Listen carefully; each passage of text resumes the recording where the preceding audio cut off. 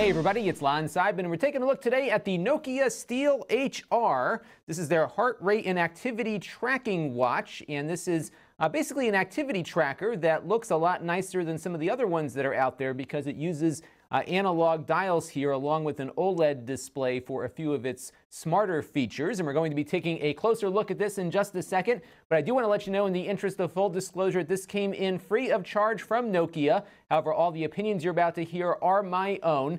They are sponsoring the channel in a few upcoming videos, and they also sponsored my CES social media posts as well. However, they're not sponsoring this video, so they're not paying for this, and they're not reviewing this content before it is posted. So let's take a closer look now at the hardware. There are two different colors and two different sizes available with this watch. This is their 40mm version, and just to give you a size comparison, I'll put it next here to my Apple Watch so you can get an idea of how it stacks up. So about the same size as the 42mm Apple Watch, but they also have a 36mm version that's a little slimmer, and that one lacks these numbers here on the outside of the watch dial.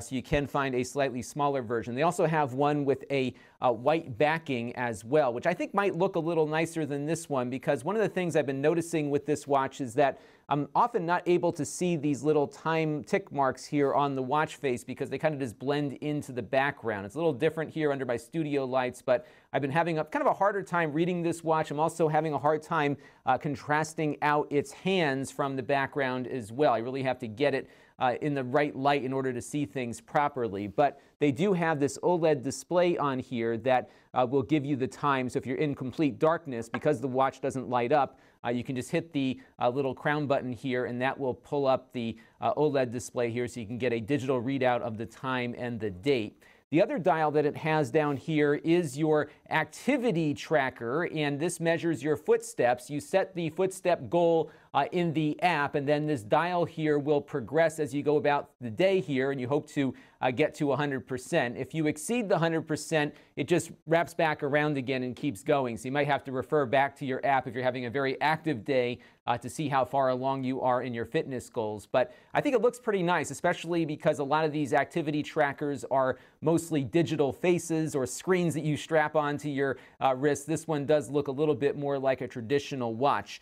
This is $199 for the 40mm version, $179 for the 36mm version. And the one they sent me came with a kind of a sports band. It's a rubber silicone feeling band here that isn't all that great, actually. It's not very comfortable. It does retain moisture underneath it, so it's not getting rid of the moisture quite nicely, and it's also picking up a lot of dirt and other gunk here, and this has only been about 5 days of usage. But they do say that it is compatible with just about any spring bar wristband that has a width of 20mm. So you can find other watch bands out there. It's a standard watch band connector here, so you shouldn't have too many issues finding something else. And they do have, I believe, some nicer watch bands available direct from Nokia as well. So if you want something a little classier than a sport band here, you should be able to find something, and maybe we'll look into that in a future video. Now, the face of the watch is glass. It's a very thick glass. It actually feels a little thicker than my Apple Watch does, and the watch body itself is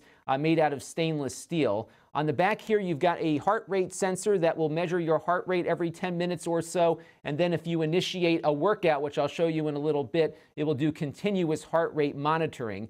The battery life on this is surprisingly good. In fact, I've been using it for about 5 days now, and I'm still at about 98% according to its app for battery life, which is exceptional. And as a result, this thing will do, in addition to your heart rate and step tracking, it also does a very good job of sleep tracking as well, because the battery will last long enough that you can go to sleep with it most nights and not have to worry about the watch being dead in the morning. It's something I could not do with my Apple Watch. I did try a few sleep tracking apps, but my battery always would die throughout the night.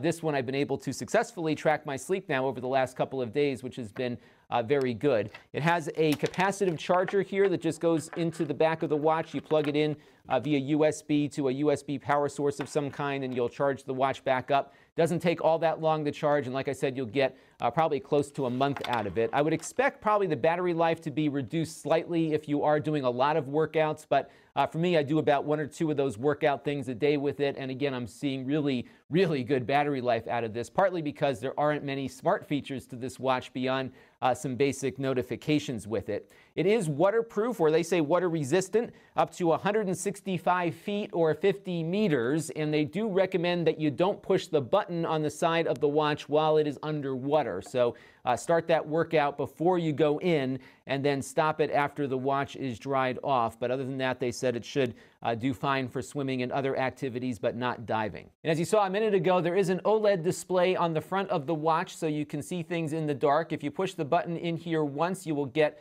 the date and time. If I push it again here, it will go over to the next function, which is the heart rate measurement. I found its heart rate measurement to be on par with what my Apple Watch was giving back to me as well. So it looks like it's relatively accurate for measuring heart rate throughout the day. And again, it records that and syncs back to its app that you'll see in a few minutes. It also gives you the actual number of footsteps you've taken, not just your little goal here. So you've got that. If you push the button here again, you'll get the total distance that you've traveled throughout the day based on those footsteps. So you have that available to you. And they also have a calorie burn indicator too. This number is inclusive of my exercise in addition to what I burn just by living and breathing. So that's the total burn here, not just what you've exercised with. They also have an alarm function here. There is a little vibrator motor inside of it that will nudge you with notifications if you wish to have them come back from your phone. And it also will do a very gentle wake up where it escalates that little nudge with its vibrating motor over the course of it trying to wake you up in the morning. So it won't vibrate your wrist off. You'll get a little escalation of vibration until you are wide awake. And then, of course, it goes back to this. You can actually customize what this screen displays in the app, which we are going to take a look at right now. So here we are on the front page of the Nokia HealthMate app. This is running on my iPhone right now, but they have a version for Android as well. Now on Apple, it will link up with Apple Health, so you can share this data with other apps in your iPhone, and it will also work with Google Fit. So if you do have other apps that use step and sleep data, for example, that data will carry into here. And you'll notice here that it has my weight recorded as well, because I do have a Nokia scale in the bathroom that records my weight every morning. So you now know a little bit more about me here, but a lot of the data that we're going to be stepping through in this video is coming from the watch. I'm just going to click on the devices option here at the bottom of the screen so you can see the battery indicator here. 97% is what we've got here after about 5 days of usage, which is pretty good. You can do some settings on the device, which I'll get to in a little bit through the app here as well. But I'm going to go back to the home menu here and then click on my daily steps, and we can see where I'm at currently on my goal. So I set a pretty easy to hit goal here of 5,000 steps, and I am 35% of the way there, and the watch dial here reflects that percentage here, as you can see. So it is tied to that goal as we're working our way through the day here. But I'm going to go to yesterday because I've got a full day of data here to look at. And what I did was took the dog out for a walk and recorded that activity. In fact, she got 2 walks yesterday. Now, one of these, I set the workout thing to begin manually, and you do that just by holding down on the little button here, and that will begin your workout, and that will, of course, give you continuous heart rate notification. But what I noticed it will do, which is something the Apple Watch does as well, is that if it notices you are doing some more rigorous activity than it's used to you seeing, it will automatically start one of those workouts for you, which is what it did here. So the second workout here was something that I did not initiate, but it noticed that my heart rate was up and I was doing something a little more active than what I usually do, so it began recording that as a workout activity, but it didn't cover the entire workout. It only got about 7 minutes of it because it is only checking your heart occasionally when you're not in that workout mode. So definitely start it when you do a workout, but if you do happen to miss that button, it will try to catch up with you as you're going here. So this is an example of what one of the workouts looks like. I walked for about 16 minutes with the dog. We did about a mile. It says I burned 54 calories in that activity, and it also was able to give me a good graph of my heart rate. We've got a pretty good incline on the way back from our walk here. We go downhill initially and then back up a pretty steep hill, which we do pretty rigorously here. So you can see my heart rate peaked at 163 beats per minute. And it also gave me some zones here so I can maybe try to tailor my workouts to do a little bit more peak versus the 22 seconds that I got over the course of that workout there. What was interesting, though, is that when I compared this to my Apple Watch, I ran the workout option on that one as well right at the same time. It reported that I burned 81 calories versus 54 here on the Nokia. And That is just something I think is algorithmic, that Apple looks at calorie burn a different way than Nokia does. It's never an absolute. It's based on what they are basing their own knowledge off of, I guess, for this kind of thing. So you will see a little discrepancy there. And I also noticed that over the course of the day, it recorded slightly less steps than my Apple Watch did. Again, I put them both on at the same time in the morning. The Apple Watch recorded 9,327 steps, where the Nokia picked up 9,076. So it looks like it's more conservative in most of the things that it reports back, which is probably not a bad thing. You're always better off being conservative with your workout and doing a little bit more exercise than less. But again, I didn't see an exact one-to-one correlation here between what my Apple Watch was recording versus what the Nokia did. Let's take a look now at the sleep tracking data that came in from last night. And what's cool about the watch here is that it will automatically detect when you go to sleep. So you don't have to tell it to do that every evening. It will just know it based on the data points that it collects: heart rate, the position that it's in, as well as the lack of activity. So here is last evening. Not an indicative night of sleep for me, actually. I wish I could get this much every night, but this was a Saturday evening, so I got into bed around 10:40 or so. I was reading a book and then catching up on a show that I hadn't finished watching from the other night. I took the dog out around 11:23, and then I kind of dozed off in this period of time here, and it was recording my moments of deep sleep versus my moments of light sleep. I'm guessing that is based on movement and perhaps a little heart rate. Here is when I woke up because my arm fell asleep. I was side sleeping and I was very uncomfortable at 1:57 a.m. So I readjusted and then fell back to sleep pretty quickly there. And then around 5:52 or so, the dog woke me up to go out. I took her out and then went back to sleep for a little bit longer and finally got going around 8:20 a.m. It has been a very nice Sunday, actually, with a nice full night of sleep. My wife let me sleep in a little bit. She fed the kids in the morning, so that was good. But you can also do here, after you look at the days, you can compare the rest of the week here. So you can see the last 4 nights of sleep that I got. I got better as we got closer to the weekend, with Tuesday being my or Thursday being my least good night of sleep here. So I can click into Thursday here and get a feel for what happened during that evening. The dog woke me up a couple of times, and I think one of the kids got me towards the early part of the morning there. So you do get a lot of good data back in the morning about how well you are sleeping. And one of the things that I'm gleaning from this is that I might need to maybe get that new mattress I've been thinking about getting, because I'm really not all that comfortable at night. And you can see even on the nights that I didn't get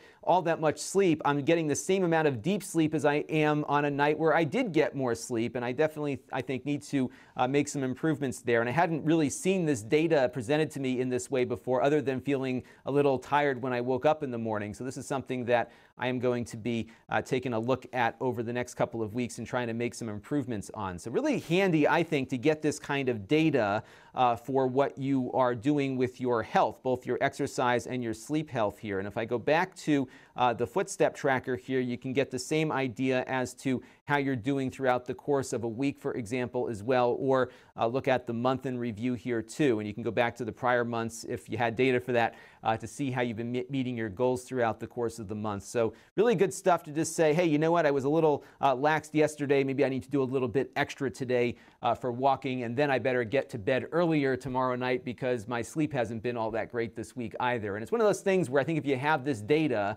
you can make better decisions, which is something that's always helpful to have. You also have a couple of settings that you can adjust on here, including setting the time, which I just thought was pretty cool. So check this out. It kind of winds your watch back to the 12 o'clock position here. And then if I just cancel this, it will go back and put the watch back to where we had it before. So it is a digital watch at its heart. The mechanical arms here are kind of moving along with whatever the watch is doing digitally. But I just thought that was pretty cool. It reminded me of those old clocks that I had in my elementary school that would set themselves automatically from the one in the main office. So kind of cool to have that come back on the wrist here. You also have the ability to pass notifications from your phone to the watch if you want. So calendar updates, texts, and that kind of thing. You won't get any detail because the screen is so tiny on here, but you'll know to go back and look at your phone. But that may be something you want to leave disabled if you don't want to get your wrist dinging all the time with notifications going on or off. That alarm setting that we talked about earlier is in here as well. You also have the ability to customize which screens that you see and the order that they appear in. So for example, if after getting the time, if you don't want the heart rate to pop up first, you can just move that down here and Now that we've done that, I can go back here, and if you see the order of things now, we're going to go back to having the date and time first, and then now the footsteps will be next, followed by the distance, and then we'll get the heart rate after that. So all in, it's a very nice activity tracker. It certainly aesthetically looks nicer than a lot of the other competing devices out there because you're not strapping a screen to your wrist. You've got yourself a more traditional looking watch. My big gripe, though, is the fact that these watch hands are often hard to see depending on the light that you're in. They sometimes blend in with the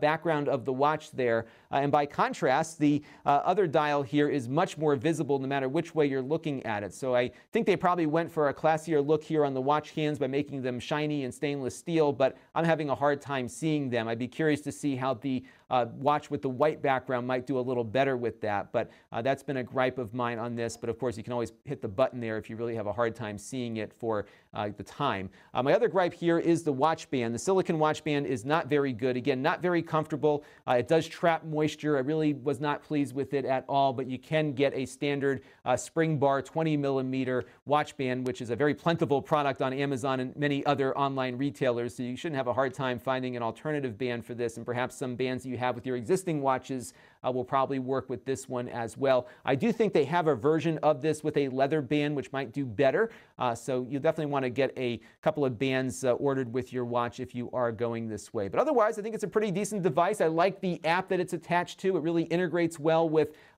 the Apple Health Kit as well as Android Fit, so you do have some options on getting your device's information shared with other devices that you might be using and vice versa, and all in a pretty nicely put together product here. This is Lon.TV, thanks for watching. This channel is brought to you by the Lon.TV supporters, including gold level supporters, the Black Eyed and Blues Music Hour podcast, Chris Allegretta, Steve Blixt, Stanley Taub, and Kalyan Kumar. If you want to help the channel, you can by contributing as little as $1 a month.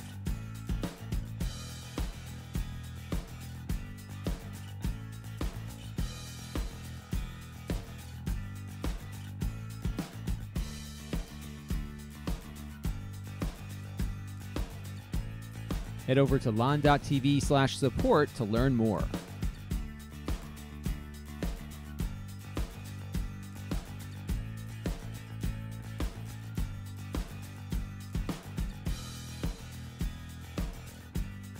And don't forget to subscribe. Visit lon.tv/s.